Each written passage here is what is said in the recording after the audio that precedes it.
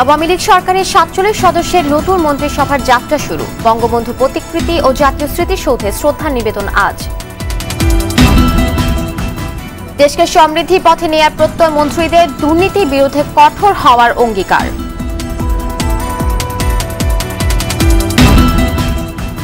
সরকারের উন্নয়ন ধারাবাহিকতা ধরে রাখা তরুণ মন্ত্রীদের জন্য বড় চ্যালেঞ্জ বলছেন বিশ্লেষকরা।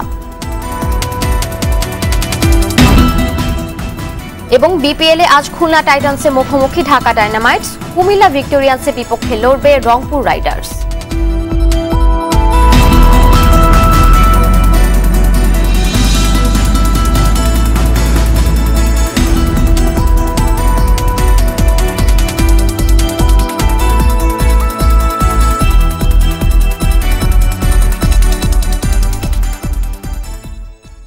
আসসালামু আলাইকুম, স্বাগত জানাচ্ছি আর টিভি সকালের সংবাদে। শুনছিলেন মার্কেন্টাইল ব্যাংক শিরোনাম। আপনাদের সঙ্গে আছি আমি আফসানা সুরাইয়া।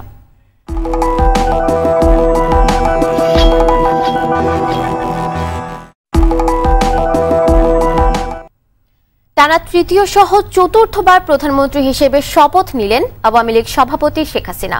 গতকাল বিকেলে বঙ্গভবনের রাষ্ট্রপতি আব্দুল হামিদ তাকে শপথ পড়ান। প্রধানমন্ত্রীর পরই শপথ নেন ২৪ মন্ত্রী, ১৯ প্রতিমন্ত্রী ও ৩ উপমন্ত্রী। কিছুক্ষণের মধ্যেই তারা ধানমন্ডিতে জাতির জনককে প্রতিকৃতিতে শ্রদ্ধা জানাবেন। পরে মুক্তিযুদ্ধে বীর শহীদদের শ্রদ্ধা জানাবেন জাতীয় স্মৃতিসৌধে গিয়ে। রুহুল আমিন তুহিনের রিপোর্ট। বঙ্গভবনের দরবার হলে হয় নতুন সরকারের শপথ গ্রহণ অনুষ্ঠান। নির্দিষ্ট সময়ের আগেই উপস্থিত হন প্রধানমন্ত্রী শেখ হাসিনা, আওয়ামী লীগের সিনিয়র নেতা, সরকারের ঊর্ধ্বতন কর্মকর্তা ও বিভিন্ন বিদেশি রাষ্ট্রের প্রতিনিধিরা। বিকাল ৩:৩০টায় রাষ্ট্রপতি আব্দুল হামিদ প্রধানমন্ত্রী শপথ গ্রহণ করতে আহ্বান জানান আওয়ামী লীগের সভাপতি শেখ হাসিনাকে। প্রধানমন্ত্রী হিসেবে টানা তৃতীয়বার এবং দেশের ইতিহাসে সর্বোচ্চ চতুর্থবারের মতো শপথ নেন বঙ্গবন্ধু কন্যা। যে সকল বিষয় আমার নিকট বিবেচনার জন্য আনিত হইবে, যে সকল বিষয় আমার নিকট বিবেচনার জন্য আনিত হইবে, বা যে সকল বিষয় আমি অবগত হইব, বা যে সকল বিষয় আমি অবগত হইব, তাহা প্রধানমন্ত্রী রূপে যথাযথভাবে আমার কর্তব্য পালনের প্রয়োজন ব্যতীত প্রত্যক্ষ বা পরোক্ষভাবে কোনো ব্যক্তিকে জ্ঞাপন করিব না। নতুন প্রধানমন্ত্রীকে অভিনন্দন জানান রাষ্ট্রপতি। পরে শপথ বইয়ে স্বাক্ষর করেন প্রধানমন্ত্রী। এ সময় বঙ্গভবনে উপস্থিত প্রধানমন্ত্রীর ছোট বোন শেখ রেহানা তাকে ফুল দিয়ে অভিনন্দন জানান।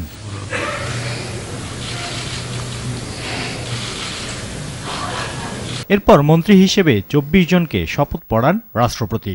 আমি সশ্রদ্ধচিত্তে শপথ করিতেছি যে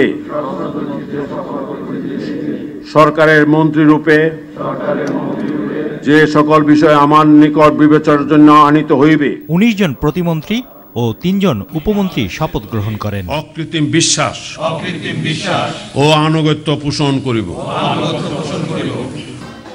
অনুষ্ঠান পরিচালনা করেন মন্ত্রিপরিষদ সচিব মোহাম্মদ শফিউল আলম। পরে চা চক্রে রাষ্ট্রপতি আব্দুল হামিদ ঘুরে ঘুরে সবার সঙ্গে কুশল বিনিময় করেন।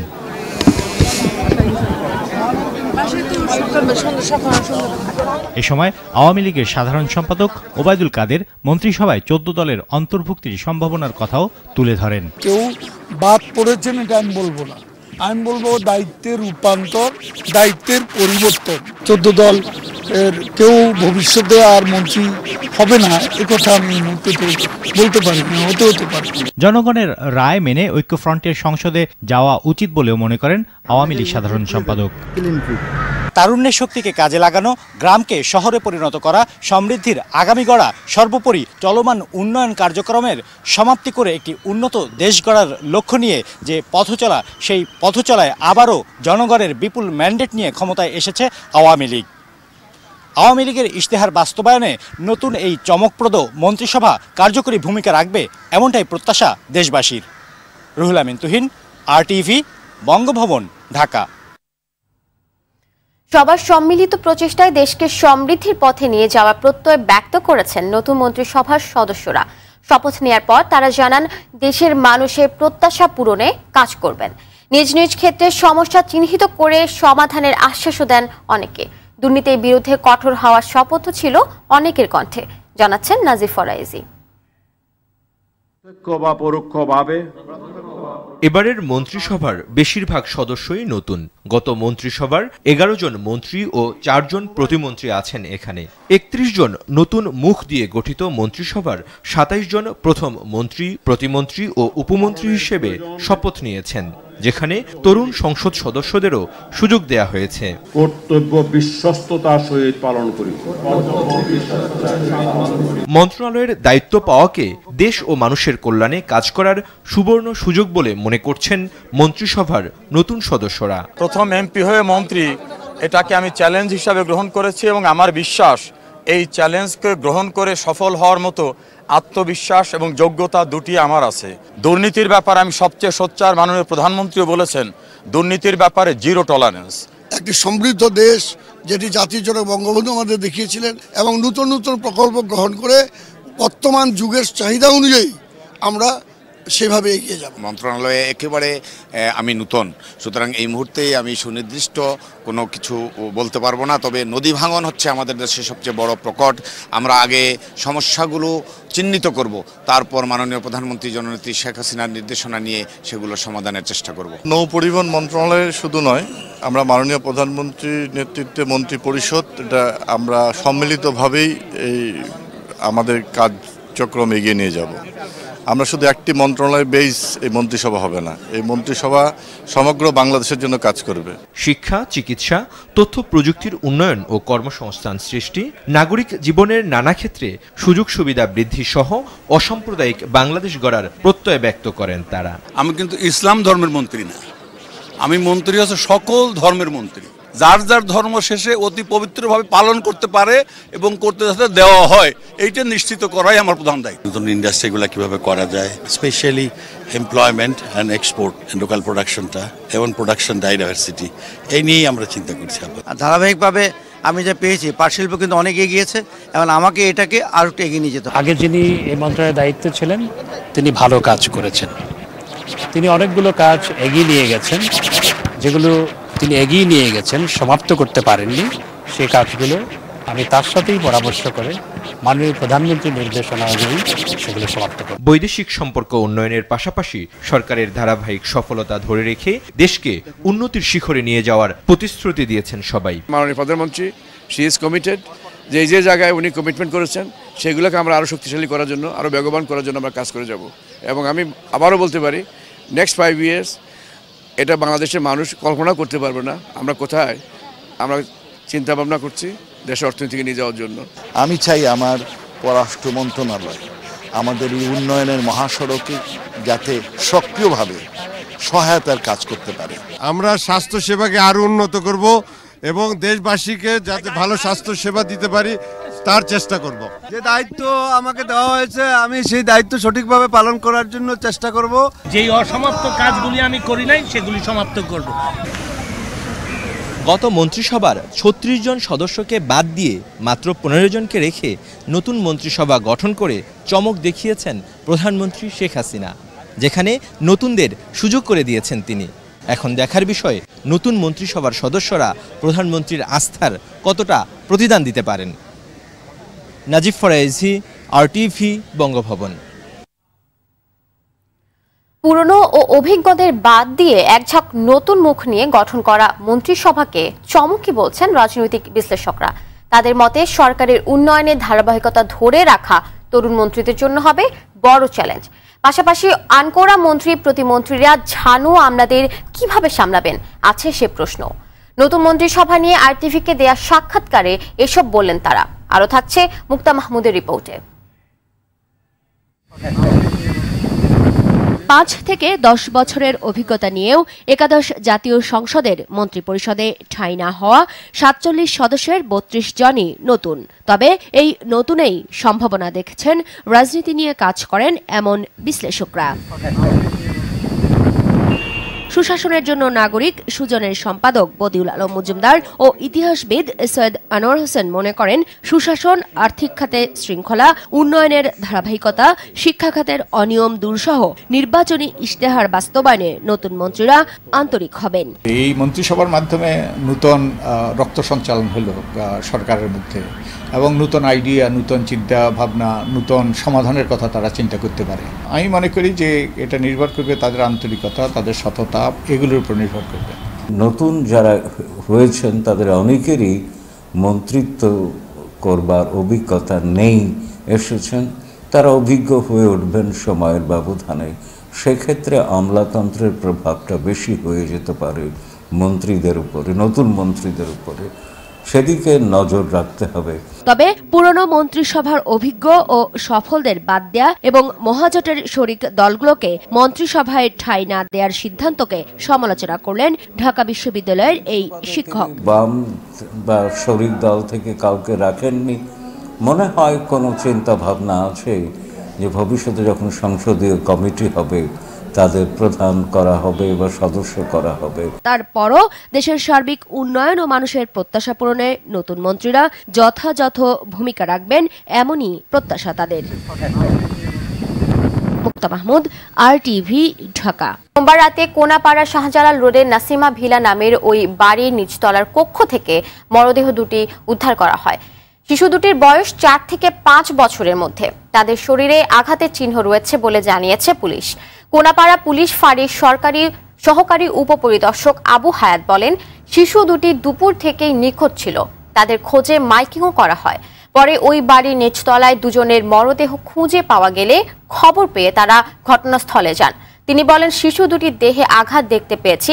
এদিকে কিভাবে তাদের মৃত্যু হলো সে বিষয়ে এলাকার বাসিন্দারাও স্পষ্ট কিছু বলতে পারছেন না। তবে রহস্য উদ্ঘাটনের চেষ্টা করছে পুলিশ। আমরা খোঁজাখুঁজি করতেছি, বিভিন্ন জায়গায় মাইকিং করতেছি, কিন্তু কোথাও পাচ্ছি না।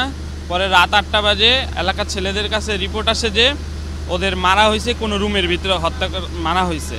পরে আমরা তাড়াতাড়ি ওই বাড়িটার মধ্যে যাই, বাড়িটার মধ্যে তালা ভেঙে পরে দিয়া দেখি যে ওদের দুইটা বডি পড়ে আছে খাটের তলে লুকানো। কুড়িগ্রাম, পঞ্চগড়, লালমনিরহাট সহ উত্তরাঞ্চলের বেশ কিছু জেলায় শৈত্যপ্রবাহ অব্যাহত থাকায় স্থবির হয়ে পড়েছে জনজীবন। সবচেয়ে বেশি সমস্যায় পড়েছে খেটে খাওয়া এবং ছিন্নমূল মানুষ। শীতের প্রকোপে কাজে যেতে পারছেন না কুড়িগ্রামের কৃষকরা। বিশেষ করে নদী তীরবর্তী 4.5 শতাধিক চরাঞ্চলের মানুষ সবচেয়ে বেশি বিপাকে। অত্যাধিক ঠান্ডার কারণে বড় বীজতলা ও আলু খেতে ক্ষতির আশঙ্কা দেখা দিয়েছে। গাইবান্ধায় প্রচণ্ড শীতে বিপর্যস্ত হয়ে পড়েছে জনজীবন। শীতবস্ত্রের অভাবে নিম্ন আয়ের মানুষের দুর্ভোগ বেড়েছে। হাসপাতালগুলোতে প্রতিদিনই বাড়ছে ঠান্ডাজনিত রোগীর সংখ্যা। লালমনিরহাট, রংপুর, চুয়াডাঙ্গা, সিরাজগঞ্জ সহ বিভিন্ন জেলায়ও বাড়ছে শীতের প্রকোপ। দিনের বেলা সূর্য উঠলেও বিকেল থেকে কুয়াশার সঙ্গে পাল্লা দিয়ে বাড়তে থাকে কনকনে ঠান্ডা হিমেল হাওয়া। সকালে এসব এলাকার সর্বনিম্ন তাপমাত্রা রেকর্ড করা হয়েছে 8.5 ডিগ্রি সেলসিয়াস। আগামী দিনগুলোতে তাপমাত্রা আরও কমবে বলে জানিয়েছে আবহাওয়া অফিস।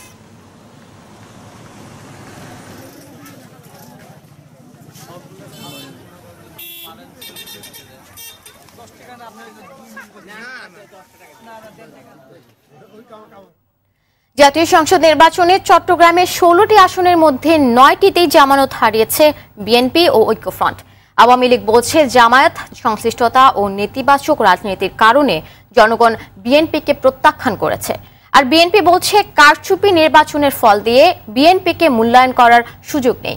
চট্টগ্রাম থেকে এম শামুন হোসেনের তথ্য দিতে জানাচ্ছেন নুসরাত জাহান সিনথি।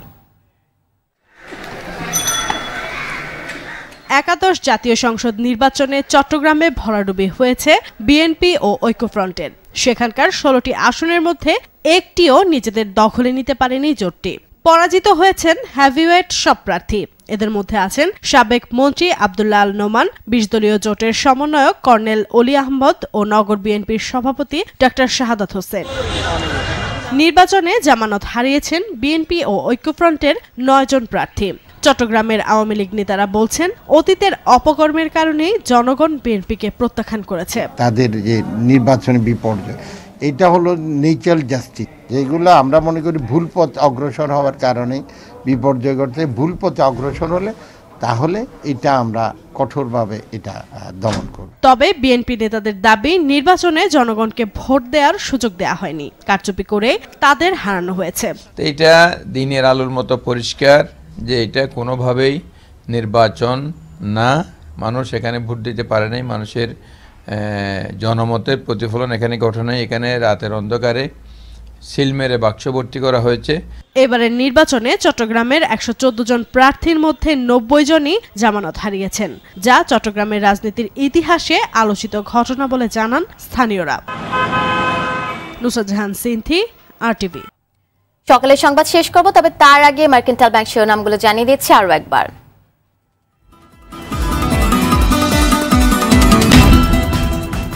আওয়ামী লীগ সরকারের 47 সদস্যের নতুন মন্ত্রিসভা যাত্রা শুরু, বঙ্গবন্ধু প্রতিকৃতি ও জাতীয় স্মৃতিসৌধে শ্রদ্ধা নিবেদন আজ।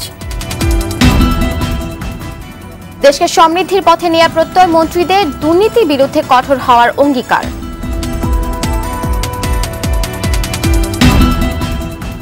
সরকারের উন্নয়ন ধারাবাহিকতা ধরে রাখা তরুণ মন্ত্রীদের জন্য বড় চ্যালেঞ্জ বলছেন বিশ্লেষকরা। এবং বিপিএল এ আজ খুলনা টাইটান্সের মুখোমুখি ঢাকা ডায়নামাইটস, কুমিল্লা ভিক্টোরিয়ান্সের বিপক্ষে লড়বে রংপুর রাইডার্স।